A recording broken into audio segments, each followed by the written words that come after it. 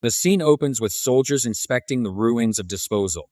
They use a crystal to scan the area, but it shows no reaction, which should be a red flag.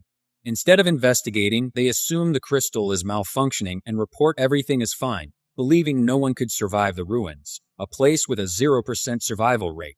Nearby, Tukur browses a mask vendor's shop. He's intrigued by a specific mask, and the vendor assumes Tukur is a fan of L0w-LeveI. Confused, Tukur asks who that is.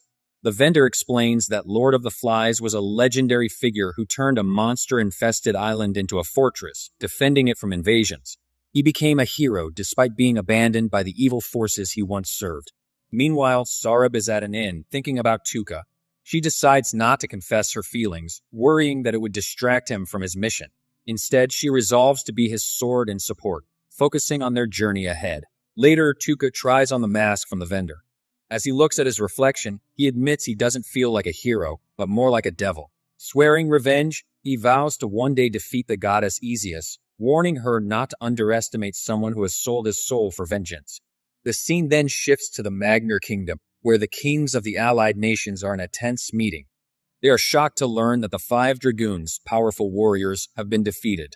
King Genoza struggles to believe it, but King Jin confirms he personally identified their bodies. The circumstances of their deaths are still under investigation. Genoza turns to King Yusuf and the goddess Isiris for more information. Isiris reveals that the Black Dragon Knights were tracking Str0ngest before they were killed. Queen Inalma asks if there are any clues about Str0ngest's fate. Jin reports that they found bloodied remains of Str0ngest's clothes, suggesting she was seriously injured. Inalma speculates that Str0ngest might have taken down the dragoons before being killed herself. The kings then discuss the loss of the Black Dragon Knights, who were crucial in defending against the Great Demon Empire. Ishis emphasizes the importance of relying on heroes from another world now that the knights are gone. Vulcan raises suspicion about Isiris, pointing out that she seems to benefit every time the Great Demon Empire resurfaces. Isiris sharply questions Vulcan's insinuation, but he stands by his observations. In a nearby town, Tukur and Str0ngest prepare for their next steps. As they walk, Tukur notices the Bloodsport Coliseum, where slaves and mercenaries fight to the death. Str0ngest explains that the arena began as a way for the mercenary guild to assess fighters, but it has since become a major form of entertainment. Later that night, Tukur and Str0ngest overhear rumors about the fall of the Black Dragon Knights. Some claim that Str0ngest killed the dragoons, while others argue that she was the one killed. There's also talk that the Ishint, a group that worships a god of curses, might have cursed the dragoons to death. Tukur becomes curious and asks Str0ngest what she thinks. She admits she has heard of the Ishint and their curse-worshipping ways. Tukur then seeks information about the Witch of Taboos. He meets Eve, a champion fighter in the Bloodsport arena. Eve hints that she knows about the witch, but denies any direct knowledge. Str0ngest, sensing Eve is lying, presses Tukur to investigate further. Eve warns Tukur against going into the land of the golden-eyed monsters, saying it's too dangerous. That night, Tukur reflects on Str0ngest's unwavering support. Despite her feelings for him, she focuses solely on helping him achieve his goals. The next day, they continue gathering information about Eve. They learn that Eve, despite earning enough money to buy her freedom, continues fighting in the arena to free a young girl she cares about. As they prepare for the next step in their journey, Tukur resolves to do whatever it takes to uncover the truth and complete his mission, with Str0ngest standing by his side. Sarah asks Tukur if there's any chance Eve could survive, but he grimly replies that the Duke will kill her by introducing a new fighter to take her place. Shocked, Sarah asks what they'll do tomorrow, but Tukur insists they won't wait, they'll act tonight. Later that evening, Tukur tracks down Eve in a dark alley, blocking her path. Eve, confused, insists she knows nothing about the witch, but Tukur doesn't believe her. Sarah steps in, saying they know Eve is hiding something, and Tukur demands she tell the truth. Eve becomes defensive, reaching for her sword, but Tukur tells her to calm down, explaining that the Duke plans to kill her during tomorrow's match. He adds that this is a problem for them because they need to find the witch. Tukur suggests they kidnap the girl Eve is protecting and get her out of the city tonight. Furious, Eve threatens them, but Tukur reassures her they mean no harm, they only want to help. Sarah reveals they know Eve has been fighting for 2 years to protect the girl, Lisbeth. Realizing they know everything, Eve admits she can't turn away from tomorrow's fight, despite wanting to protect Lisbeth. Tukur offers to take Lisbeth to safety in the Golden Zone, where the witch lives. Eve refuses, explaining that trying to escape would put bounties on their heads. She admits she might have run if she were alone, but with Lisbeth, the risk is too high. Tukur promises to keep Lisbeth safe no matter what. Eve remains skeptical, but agrees to consider their offer. That night, Eve overhears a conversation between the Duke and a soldier.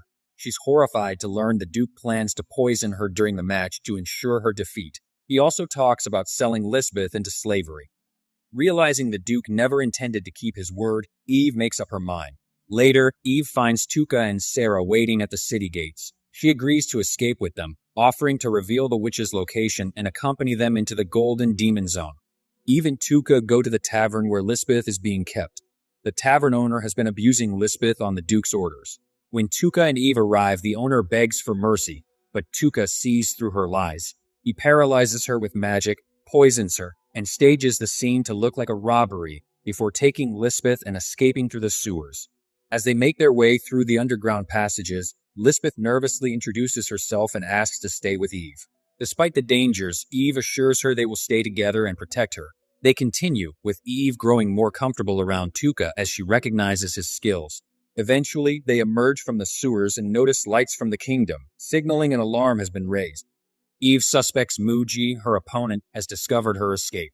Tukur quickly forms a plan. He will lead some of the Duke's men away while Sarah, Eve, and Lisbeth prepare for a surprise attack. He urges Eve to take Lisbeth to safety while they deal with the Duke's forces. As they prepare for the final confrontation, Tukur removes his mask, ready for the battle ahead. Muji and his group notice a broken tree branch and realize it could be a trap. Muji suspects someone is trying to lure them into the forest. He calls out for the enemy to reveal themselves, and Sarah steps forward, wearing the mask of the fly swordsman from the legends of the Lord of the Flies. Muji demands she hand over Eve and Lisbeth, offering to spare her life and even recruit her if she complies. Sarah plays along, but Muji quickly realizes she's trying to trick them. Sensing danger, he orders his men to stay back and prepare for an attack. He reveals his group, a Shint, is descended from the Assassin's Guild, which was once wiped out by a hero. They now use advanced poisons disguised as curse magic to eliminate their enemies, including the legendary 5 Dragoons. Muji explains that his plan is to use Duke Zuon to seize power, aiming to control the entire country. However, Sarah surprises him by revealing her true identity as Sarah Akshrane, the sole survivor of the battle with the 5 Dragoons. Muji introduces 2 powerful brothers, Belger and Varigan, who seek revenge on Sarah for killing their brother. Just as tensions rise, Tukur, hiding nearby, blinds and paralyzes Muji's forces, using a surprise attack with his tentacle magic. Muji, caught off guard, falls victim to the poison Tukur had planned all along. Tukur explains how he manipulated Muji into believing he was in control, causing him to make fatal mistakes. Meanwhile, Eve and Sarah regroup to confront the Duke and his soldiers. The Duke vows to capture them, but Tukur uses his powers to blind and incapacitate the soldiers, while Eve swiftly takes them down. After a fierce battle, Eve kills the Duke for threatening Lisbeth. With the danger over, Sarah and Lisbeth emerge from hiding. Tukur uses his magic to freeze and destroy the bodies of the Ashint members, ensuring their crimes against the 5 Dragoons are remembered. The group decides to name their mercenary band Lord of the Flies Warband and continues their journey toward the land of the golden-eyed monsters, where more challenges await them.